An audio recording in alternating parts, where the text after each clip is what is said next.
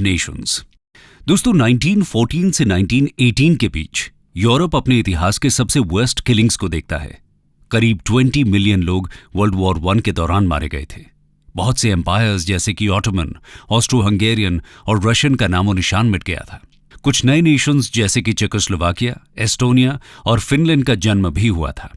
संक्षेप में कहें तो इन महत्वपूर्ण वर्षों में एक नया वर्ल्ड ऑर्डर इमर्ज कर रहा था। वॉर के दौरान हुए नरसंहार को देखने के बाद एक इंटरनेशनल ऑर्गेनाइजेशन की जरूरत महसूस होने लगी थी।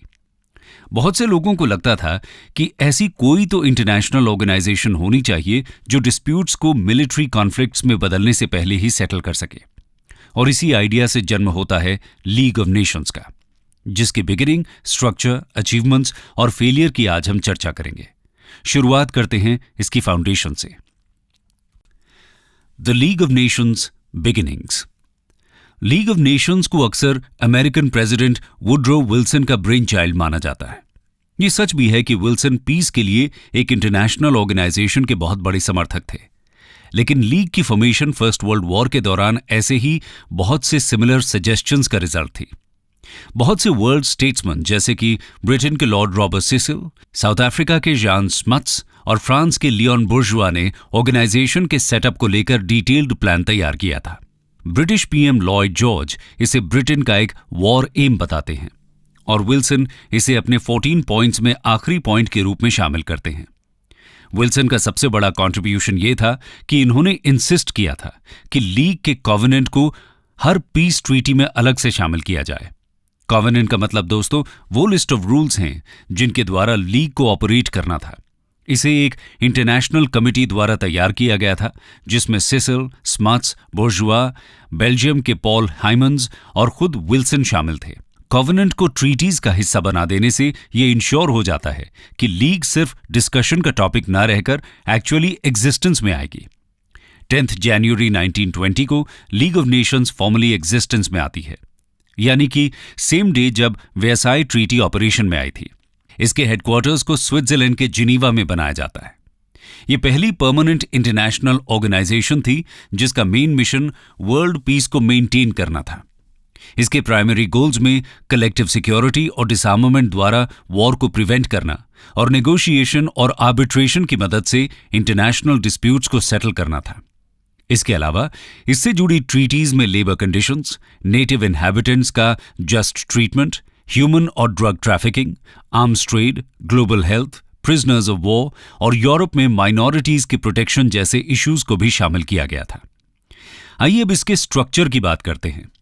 Structure of the league. शुरुआत में 42 नेशंस लीग के मेंबर स्टेट्स थे जो 1926 तक बढ़कर 55 हो जाते हैं। 1926 में ही जर्मनी को इसमें शामिल किया जाता है। लीग के 5 मेन ऑर्गन्स थे जिसमें पहला था general assembly. The general assembly assembly साल में एक बार मीटिंग करती थी। इसमें सभी मेंबर नेशंस के रिप्रेजेंटेटिव्स शामिल होते थे और सभी के पास एक वोट होता था। असेंबली का काम जनरल पॉलिसी को डिसाइड करना होता था। उदाहरण के तौर पर यह पीस ट्रीटीज में रिवीजन प्रपोज कर सकती थी। साथ ही यह लीग के फाइनेंसेस को भी हैंडल करती थी।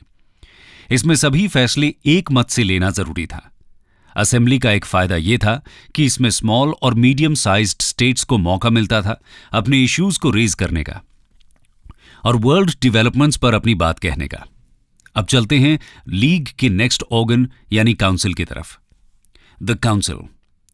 काउंसिल एक स्मॉलर बॉडी थी जो असेंबली की तुलना में ज्यादा मीटिंग्स भी करती थी। साल में कम से कम 3 बार इसकी मीटिंग होती थी। ये 4 परमानेंट मेंबर्स और 4 नॉन परमानेंट मेंबर्स से मिलकर बनी थी। परमानेंट मेंबर्स में ब्रिटेन, फ्रांस, इटली और जापान शामिल थे और नॉन परमानेंट मेंबर्स को असेंबली द्वारा 3 साल के लिए इलेक्ट किया जाता था। 1926 तक नॉन परमानेंट मेंबर्स की संख्या बढ़कर 9 हो गई थी। काउंसिल एक तरह से कैबिनेट की तरह काम करती थी और इसके पास कुछ एग्जीक्यूटिव पावर्स थी। काउंसिल की जिम्मेदारी में डिसआर्मामेंट के जरिए वॉर को प्रिवेंट करना, डिस्प्यूट्स को रिजॉल्व करना और लीग के मैंडेट्स को सुपरवाइज करना आता था। इसके भी डिसीजंस यूनानिमस होने चाहिए थे। काउंसिल के बाद लीग के सेक्रेटेरिएट की बात करते हैं। The secretariat. सेक्रेटेरिएट का काम पेपर वर्क देखना, एजेंडा तैयार करना, रेजोल्यूशंस और रिपोर्ट्स को लिखना होता था। जिससे लीग के डिसीजंस को इंप्लीमेंट किया जा सके। ये एक तरह से इंटरनेशनल सिविल सर्विस की तरह काम करता था, जिसके मेंबर्स 30 अलग अलग देशों से लिए जाते थे। अब चर्चा करते हैं लीग के नेक्स्ट इंपॉर्टेंट ऑर्गन की, the permanent court of international justice. ये हॉलैंड में हेग नाम की जगह पर सेटअप किया गया था। इसमें अलग अलग नेशनैलिटीज के 15 जजेस हुआ करते थे और इसका काम स्टेट्स के बीच लीगल डिस्प्यूट्स को सॉल्व करना था। इसने 1922 में फंक्शन करना शुरू कर दिया था और 1939 तक 66 केसेस को सफलतापूर्वक डील किया था, जिसकी वजह से इसे काफी रिस्पेक्ट मिलती है। साथ ही ये इंटरनेशनल पॉलिटिक्स में कोड ऑफ लीगल प्रैक्टिस के आइडिया को भी पॉपुलर बनाता है। Commissions and committees. बहुत सी कमीशंस और कमिटीज को लीग के अंडर फॉर्म किया था।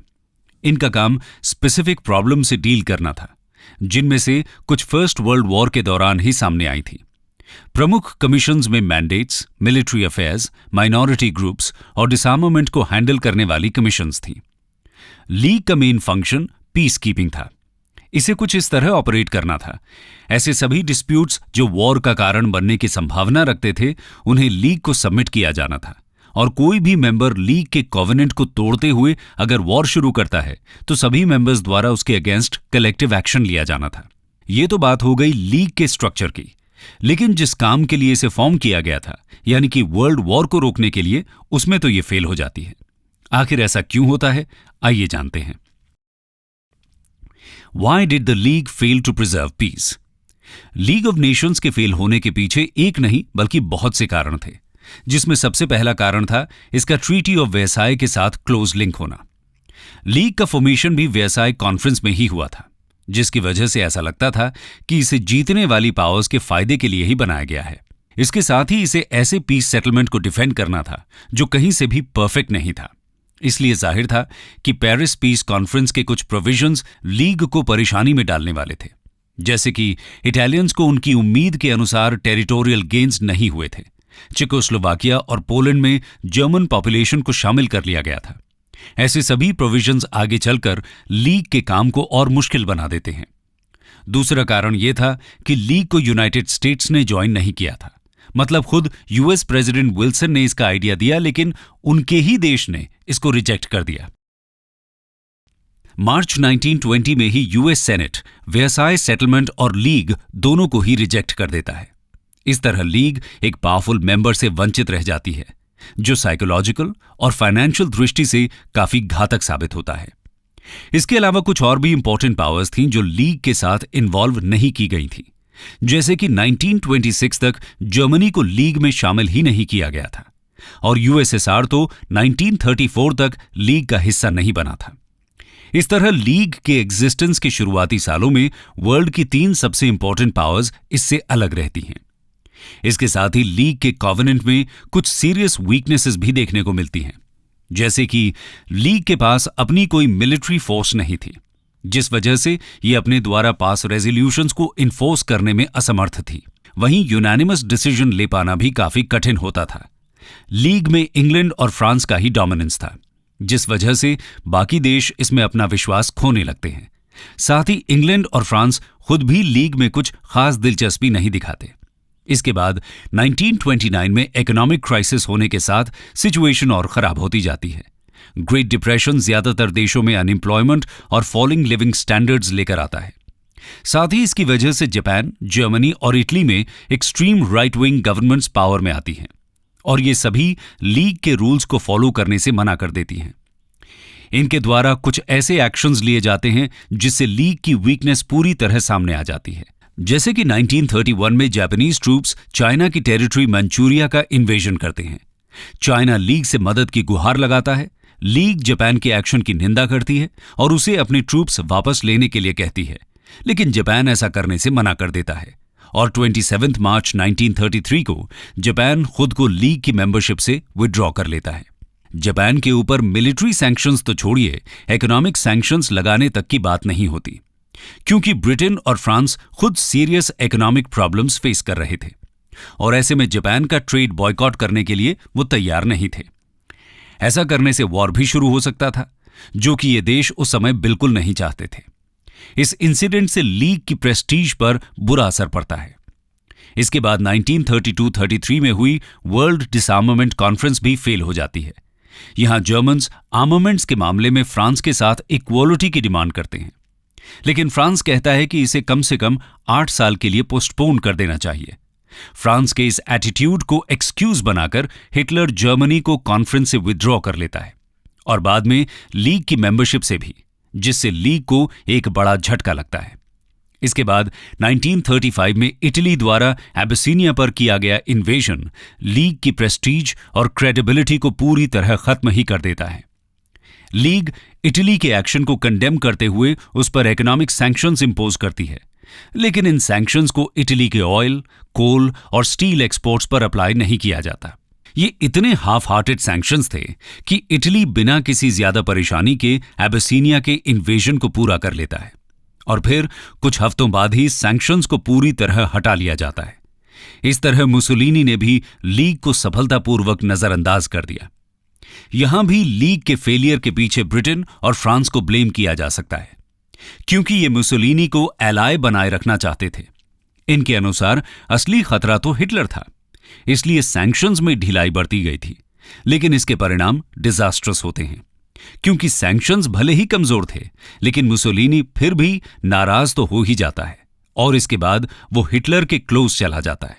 साथ ही छोटे देशों का लीग पर से भरोसा उठ जाता है। 1935 के बाद कोई भी लीग को सीरियसली नहीं लेता। 1937 में इटली भी लीग से अलग हो जाता है और भी कुछ देश लीग को छोड़ देते हैं। कुल मिलाकर सबको यकीन हो जाता है कि लीग फेल हो चुकी है और सबसे बड़े देश जल्द से जल्द खुद को रीआर्म करना शुरू कर देते हैं। इसके बाद 1939 में वर्ल्ड वॉर शुरू हो जाता है।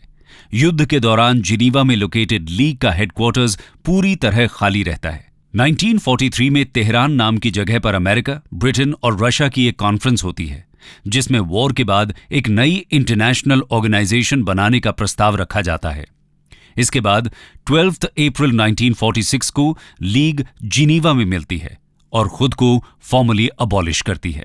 इस तरह लीग वर्ल्ड वॉर को प्रिवेंट करने में तो असफल रहती है, लेकिन इसका यह मतलब नहीं कि इसे पूरी तरह एक फेलियर करार दिया जाए। लीग ने कुछ अहम सफलताएं भी हासिल की थी। आइए उनकी चर्चा करते हैं। Achievements of the league. League की बहुत सी कमिटीज और कमीशंस ने वैल्यूएबल रिजल्ट्स अचीव किए थे और इंटरनेशनल कोऑपरेशन को फॉस्टर करने के लिए भी कई प्रयास हुए थे। इसमें सबसे ज्यादा सफल इंटरनेशनल लेबर ऑर्गेनाइजेशन ILO रही थी। इसके डायरेक्टर एल्बर्ट थॉमस थे, जो कि फ्रेंच सोशलिस्ट थे। ILO का पर्पस पूरी दुनिया में लेबर की कंडीशंस को इंप्रूव करना था। इसके लिए ये गवर्नमेंट्स को परसुएड करती है कि वो मैक्सिमम वर्किंग डे और वीक को फिक्स करें, एडिक्वेट मिनिमम वेजेस को स्पेसिफाई करें, सिकनेस, अनएम्प्लॉयमेंट बेनिफिट और ओल्ड एज पेंशन को इंट्रोड्यूस करें। ILO बड़ी मात्रा में इंफॉर्मेशन को कलेक्ट करती है और पब्लिश करती है। इसके एफर्ट्स की वजह से बहुत सी गवर्नमेंट्स लेबर वेलफेयर की दिशा में सैंक्शंस लेने के लिए तैयार हो जाती हैं। ILO के अलावा नॉर्वेजियन एक्सप्लोरर फ्रिड्जॉफ नांसन द्वारा लेड रेफ्यूजी ऑर्गेनाइजेशन भी काफी सफल रहती है। ये रशिया में मौजूद हजारों की संख्या में प्रिजनर्स ऑफ वॉर की समस्या को सॉल्व करती है। इनमें से करीब 5 लाख को वापस घर तक पहुंचाने में मदद करती है और 1933 के बाद जर्मनी में नाजी परसिक्यूशन से भागने वाले हजारों लोगों को हेल्प प्रोवाइड करती है। इसके साथ ही हेल्थ ऑर्गेनाइजेशन भी अच्छा काम करती है। ये एपिडेमिक्स के कॉजेज को इन्वेस्टिगेट करती है। खासकर रशिया में फैले टाइफस एपिडेमिक को कॉम्बैट करने में ये सफल रहती है, जिसका एक समय पर पूरे यूरोप में फैलने का खतरा नजर आ रहा था। मैंडेट्स कमीशन का काम जर्मनी और टर्की से ली गई टेरिटरीज में गवर्नमेंट को सुपरवाइज करना था और जर्मनी के सार रीजन को एडमिनिस्टर करने के लिए एक अलग कमीशन बनाई गई थी, जिसने बखूबी ये काम किया और 1935 में एक प्लेबिसाइट ऑर्गेनाइज कराया, जिसमें बड़ी मेजॉरिटी ने सार को वापस जर्मनी को रिटर्न करने का समर्थन किया।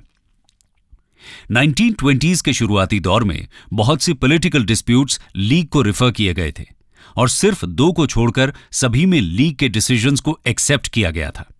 सबसे पहले 1920 में फिनलैंड और स्वीडन के बीच आलन आइलैंड्स को लेकर झगड़ा हुआ था, जिसमें लीग ने फिनलैंड के फेवर में डिसीजन दिया। 1921 में इंपॉर्टेंट इंडस्ट्रियल एरिया अपर साइलीसिया के ऊपर जर्मनी और पोलैंड दोनों ही क्लेम करते हैं। लीग इस एरिया को दोनों में डिवाइड करने का फैसला करती है। इसके बाद जब ग्रीक्स बल्गेरिया का इन्वेजन करते हैं तो लीग तुरंत इंटरवेंशन करती है, जिसके बाद ग्रीक ट्रूप्स वापस चले जाते हैं और बुल्गारिया को डैमेजेस भी पे किए जाते हैं। और जब टर्की द्वारा इराक के प्रोविंस मोसुल पर क्लेम किया जाता है तो लीग इराक के फेवर में अपना फैसला सुनाती है। इसके साथ ही साउथ अमेरिका में पेरू और कोलंबिया के बीच डिस्प्यूट्स और बोलिविया और पैराग्वे के डिस्प्यूट्स को भी सेटल किया जाता है। हालांकि ध्यान देने वाली बात यह है कि इनमें से कोई भी डिस्प्यूट वर्ल्ड पीस के लिए कोई खास खतरा पैदा नहीं कर रहा था। लीग का कोई भी डिसीजन किसी मेजर स्टेट के अगेंस्ट नहीं था जो लीग के वर्डिक्ट को चैलेंज कर सके। जहां ऐसा कुछ होता है वहां तो लीग फेल ही हो जाती है, जैसा कि हम पिछले सेक्शन में देख चुके हैं। कंक्लूजन। दोस्तों, लीग ऑफ नेशंस का आइडिया तो बहुत ही नोबल था, लेकिन इसके स्ट्रक्चर और वर्किंग में कुछ लिमिटेशंस थी, जिसकी वजह से लीग ज्यादा सफल नहीं हो पाती। सबसे बड़ी बात यह थी कि लीग सिर्फ एक ऑर्गेनाइजेशन थी और ऑर्गेनाइजेशन उतनी ही अच्छी हो सकती है जितने कि उसके मेंबर्स। जब लीग के मेंबर्स ही उसको सफल नहीं होने दे रहे थे तो इसमें लीग कुछ कर भी नहीं सकती थी। हालांकि लीग के एक्सपीरियंस से सीख जरूर मिली और सेकेंड वर्ल्ड वॉर के बाद जब फिर से एक इंटरनेशनल ऑर्गेनाइजेशन को फॉर्म करने की बात हुई तो उसमें लीग जैसी गलतियों को नहीं दोहराया गया। ये एक बड़ी वजह है कि लीग ऑफ नेशंस की सक्सेसर यूनाइटेड नेशंस ऑर्गेनाइजेशन आज भी अपना काम कर रही है।